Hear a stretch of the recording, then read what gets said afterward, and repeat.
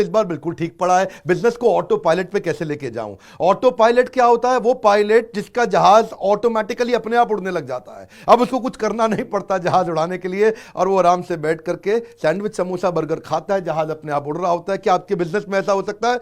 हो सकता है।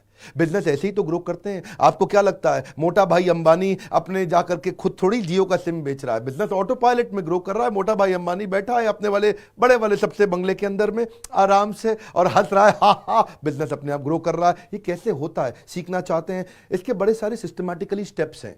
मैं कुछ आपको बताने की आज कोशिश करता हूं कि कैसे बिजनेस को ऑटो पायलट पे लेके जाने के लिए जब बिजनेस शुरू करता है आदमी तो प्लानिंग की स्टेज पे होता है। मैं करूं क्या, कैसे करूं, वो प्लान करता है और उसके बाद खुद करने लग जाता है काम, डूइंग की स्टेज पे। ज्यादातर बिजनेसमैन सेल्फ एम्प्लॉयड की तरह काम कर रहे होते हैं तो बिजनेसमैन है तो एंटरप्रेन्योर पर सेल्फ एम्प्लॉयड है। जैसे डॉक्टर, लॉयर, चार्टर्ड अकाउंटेंट या फिर वास्तु कंसल्टेंट, टीचर, ये सब तो पूरी तरह सेल्फ एम्प्लॉयड है। ये तो जितना काम करेंगे उतना ही पैसा कमाएंगे, उससे ज्यादा नहीं। डॉक्टर जितने पेशेंट देखेगा उतना ही कमाएगा, लॉयर जितनी कोर्ट में हियरिंग करेगा उतना ही कमाएगा, आर्किटेक्ट या वास्तु कंसल्टेंट जितनी बिल्डिंग बनाएंगे, वास्तु करेंगे उतना पैसा कमाएंगे, उससे ज्यादा नहीं। टीचर जितनी क्लास में जाकर के जितनी देर पढ़ाएगा उतना पैसा कमाएगा। ये सब सेल्फ एम्प्लॉयड है। पर एंटरप्रेन्योर भी आपके साथ जानते हैं क्या होता है? आप देर रात तक अपने ऑफिस में काम करते हैं, आपकी टीम चली जाती है।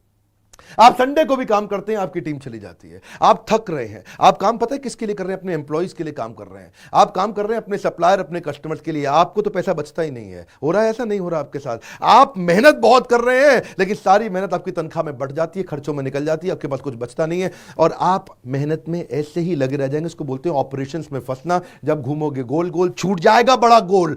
तो धंधे के अंदर ऑपरेशन से बाहर निकलना सबसे पहला गोल होना चाहिए आपका।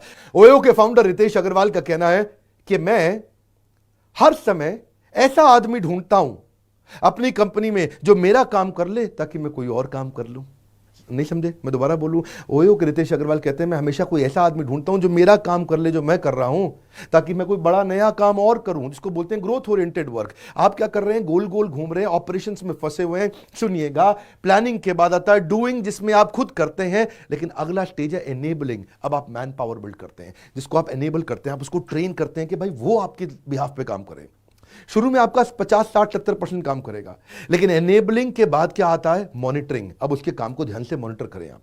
उसके लिए आपको MIS बनवानी आनी चाहिए, रिपोर्ट सिस्टम्स आने चाहिए बनाने के। कैसे वो सारे रिपोर्ट स्ट्रक्चर रोज बने शाम को, और हर डिपार्टमेंट की, हर इंडिविजुअल की रिपोर्ट्स को आप मॉनिटर करें और अपने आप काम आपका चलता रहे। और उसके बाद आता है मॉनिटरिंग। क्या मतलब? जो उन्होंने काम किया उसको मॉनिटर करना, और उसके बाद है कंट्रोलिंग, मतलब डिविएशंस को करेक्शन करना।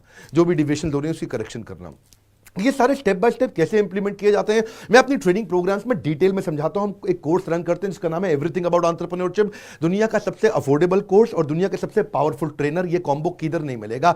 दुनिया भर में लोग 30, 35, 40 हजार रुपए लेते हैं 2 दिन की ट्रेनिंग के। मैं 2 साल की ट्रेनिंग का 36 हजार रुपए लेता हूं, और अगर आप स्टूडेंट हैं तो 18 हजार रुपए में करा देते हैं आपको हम। मेरी बात समझिएगा फिर से। आपको ऑपरेशन से बाहर निकालने के लिए आपको प्लानिंग के बाद खुद करने की जगह ज्यादा समय कहां निकालना है? ज्यादा से ज्यादा समय निकालना है एनेबलिंग में, मॉनिटरिंग में और कंट्रोलिंग में। एनेबल करो, मैन पावर काम करे, उनके काम को मॉनिटर करो, और